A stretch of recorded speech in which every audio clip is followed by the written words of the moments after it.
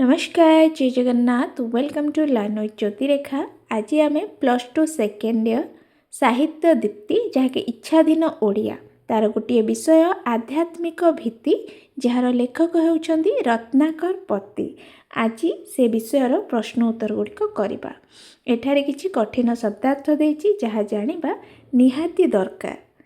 1 नंबरटी 1 mark विशिष्ट 4टी उत्तर देइथिबो सेथुरु सठिक उत्तरटी बाछिकी लिखिबाकु हेबो जहाकु आमे एमसीक्यू कहि थाउ। तेबे चलंतु स्टार्ट करिबा।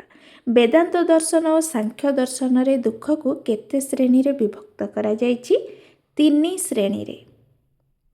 गीतार केउ अध्याय रे श्रीकृष्ण आपना को विद्या मानक मध्य रे आध्यात्म विद्या बोली कहिसंती? 10म रे बा 10म अध्याय।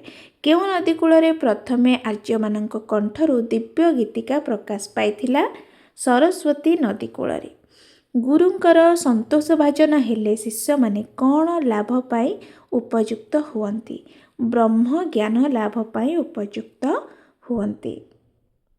5 नंबर ब्रह्म शक्ति ही विश्वर मूल पदार्थ बा मूल कारण रूपे विद्यमान बोली कहा द्वारा प्रतिपादित होइछि? वेदांत दर्शन द्वारा। 6 नंबर प्राचीन भारतर केउ क्षेत्र रे आध्यात्मिकता मूल मंत्र रूपे विद्यमान?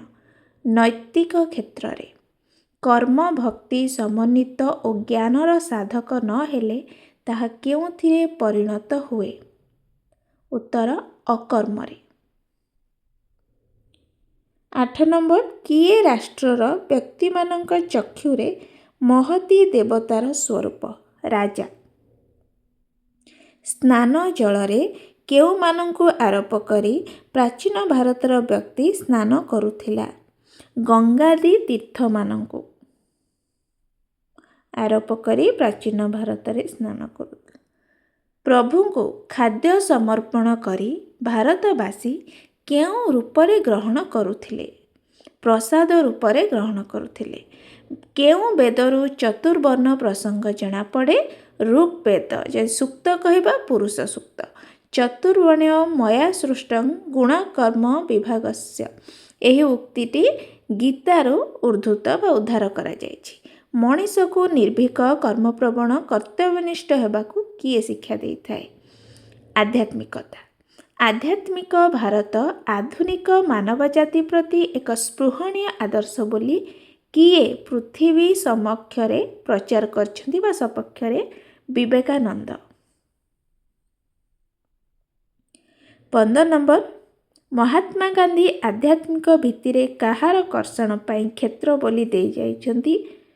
आत्मबल। ख नंबर देइछि क्षुद्र उत्तरमूलक 1 नंबर विशिष्ट प्रश्न गोटिए वाक्य उत्तर लिखिबा। तेबे देवता और दैवी शक्ति हेतु जेउ दुख घटे ताहा की प्रकार दुख? देछि उत्तर देखि पारुथिबे। देवता बा दैवी शक्ति हेतु जेउ दुख घटे ताहा आधि दैविक दुख।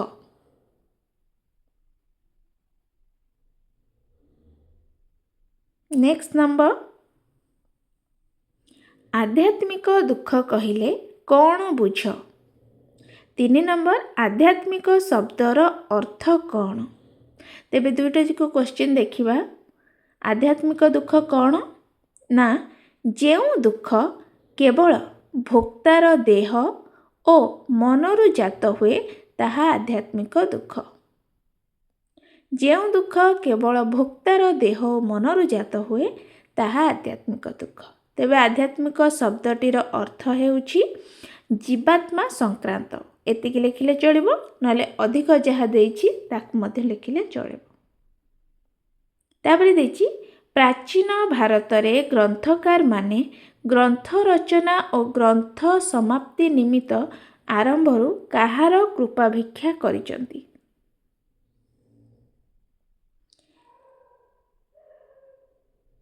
प्राचीन भारत रे ग्रंथकार माने ग्रंथ रचना ग्रंथ समाप्ति निमंते आरंभरू देव शक्तिर कृपा भिक्षा करि अछंती। आमको क्वेश्चन जेमिति देइछि सेही परि भाबरे लेखिबार अछि। एठे देखिथिबे ज्ञान क्षेत्र प्रति दृष्टि दियंतु एगुड़िक लेखिबे नाही। काहाकू संतुष्ट करी व्यासदेव विराट पुराण परंपरा सृष्टि करथिले? उत्तर रहिबो बाग्देवी को संतुष्ट करी व्यासदेव विराट पुराण परंपरा सृष्टि करथिले।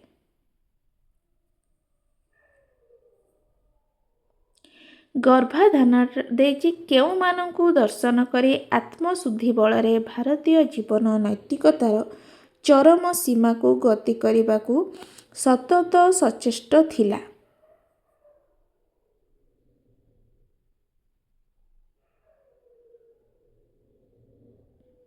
एडी षडरिपु मानंकु दमन करी आत्मशुद्धि बलरे भारतीय जीवन नैतिकतार चरम सीमा को गति करिबाकू सतत सचेष्ट थिला।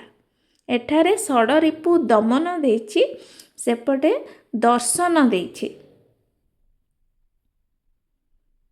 तापरे देछि आजी मानव निजकू कौन बोली कही आपणार तथा समाज बा जातिर अकल्याण साधन करुअछि। 9 नंबर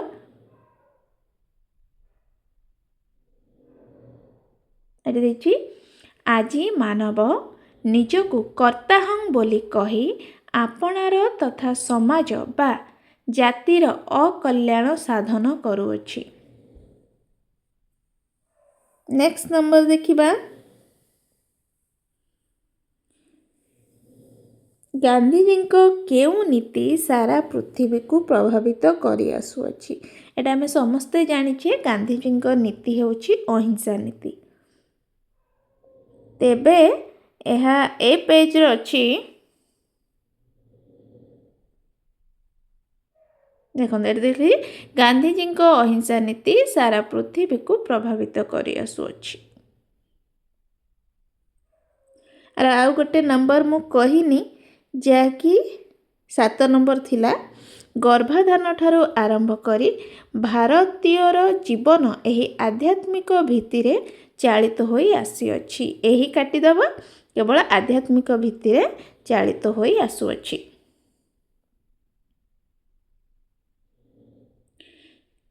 ए तो थिला 1 नंबर आउ क आउ खर क्वेश्चन रो आंसर। नेक्स्ट रे मु आर परवर्ती जहाँ प्रश्न उत्तर अच्छी नहीं आसबि। आशा करुछि पिला माने वीडियोटी आपन पय हेल्पफुल रहइबो। यदि अन्य कौन विषय रे क्वेश्चन आंसर जानवा चाहूँ बा कौन एसे लेटर एप्लिकेशन दरकार हुए ताले कमेंट निश्चित करेंगे। मु चेष्टा करी ताहा जल्दी आपण पाखे पहुँचेबा पई। पुणी देखा गोटे नुआ वीडियो रे। रहुछि धन्यवाद।